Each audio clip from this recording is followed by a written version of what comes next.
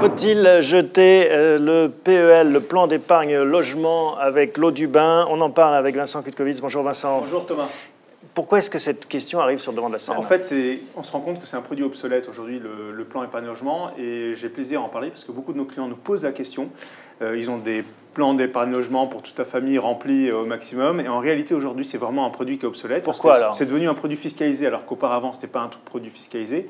Donc quelles que soient les configurations, quel que soit l'historique en fait, l'ancienneté du plan épargne logement qu'on détient, aujourd'hui il y a vraiment mieux à faire en allant un peu monter et utiliser les différents leviers qu'on peut utiliser dans le domaine de l'épargne actuellement. Alors, on sait qu'un PEL, ça a deux versants, un volet crédit, un volet épargne. Voilà. Vous nous avez apporté le tableau concernant la dimension crédit. Pour remettre les choses au clair, en fait. Avec, en effet, on le voit, et c'est logique, ça suit la courbe des taux dont on a parlé avec Jonathan, une baisse régulière. On était en 94 à un peu plus de 6%, on est tombé autour de 4% dans les années 2000, et aujourd'hui on est à 2,2%. Je rappelle qu'actuellement, on emprunte en immobilier sur 20 ans à 1,1% jusqu'à 1,5%. Ça, c'est les taux qui sont proposés actuellement sur le marché en fonction des dossiers. Donc deux fois plus cher. 2 fois, voire 3 fois plus cher. Hein. Il est évident, et ça, je l'apprendrai à personne, que quelqu'un qui a ouvert un PEL il y a 12 ou 15 ans, aujourd'hui, n'a absolument aucune raison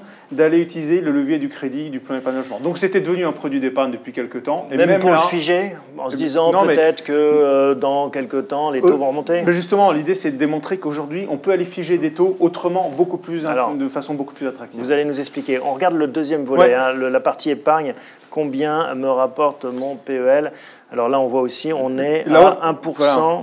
On a fait un exercice en fait qui était peu réalisé jusqu'à présent, c'est-à-dire qu'on a appliqué aujourd'hui, c'est un produit fiscalisé. Donc quand on applique la flat tax, que ce soit pour les PEL ouverts à partir du 1er janvier 2018, on se rend compte qu'on tombe à 0,7% de rendement. Je rappelle que l'inflation est déjà à 1,6 voire 2% aujourd'hui. Donc on perd de l'argent. On perd de l'argent au quotidien. Et même sur les anciens PEL qui au mieux dégagent encore 2,5% pour les plus anciens.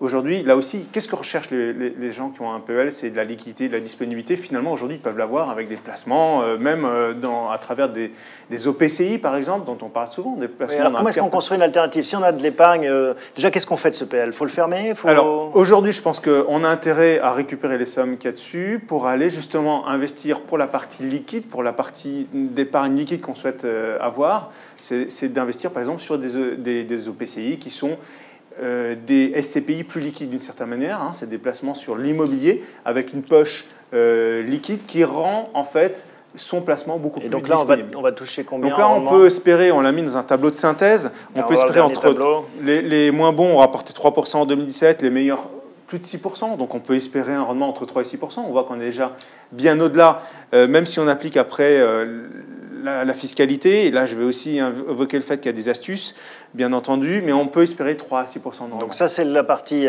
épargne, l'alternative à l'épargne, l'alternative au crédit, quelle est-elle? L'alternative au crédit, là, elle concerne notamment les personnes qui ont déjà une résidence principale, qui ont un patrimoine assez important. Je dirais là, la meilleure astuce, c'est d'aller voir son banquier, éventuellement avec nous à ses côtés, et on peut d'ailleurs l'aider dans ce sens-là, c'est d'obtenir ce qu'on appelle finalement un crédit non affecté. Et ça se pratique beaucoup aujourd'hui pour les gens qui ont un certain patrimoine. Ça permet d'utiliser l'effet de levier en allant voir son banquier qui va éventuellement lui proposer un crédit. C'est une sorte de contrat. Le banquier vous donne une certaine durée sur laquelle vous pouvez faire appel à ce crédit-là. Vous connaissez le taux. Comme ça existe pour les entreprises, voilà, des lignes de trésorerie. C'est une ligne de crédit que vous ouvrez. Par contre, c'est légèrement plus cher que le crédit immobilier puisque ce n'est pas affecté. Mais vous en avez vous avez une pleine liberté pour l'usage de ce crédit-là. Donc je dirais aujourd'hui, pour figer un taux dans les conditions actuelles, mieux vaut utiliser ce type d'astuce. Donc on a compris, on dynamise son épargne d'un côté et on essaye de trouver des leviers de crédit également de l'autre.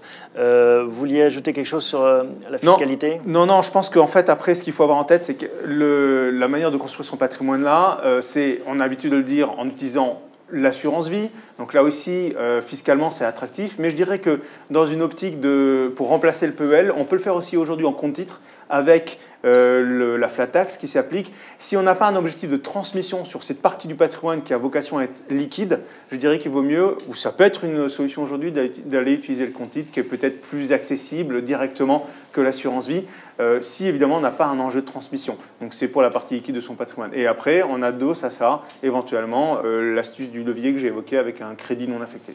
Merci Vincent Ketkovics d'être venu nous présenter ces astuces. Vous le voyez, comment est-ce qu'il faut être vigilant et toujours remettre sur la table ces différents placements. Merci Vincent, à bientôt. Avec plaisir.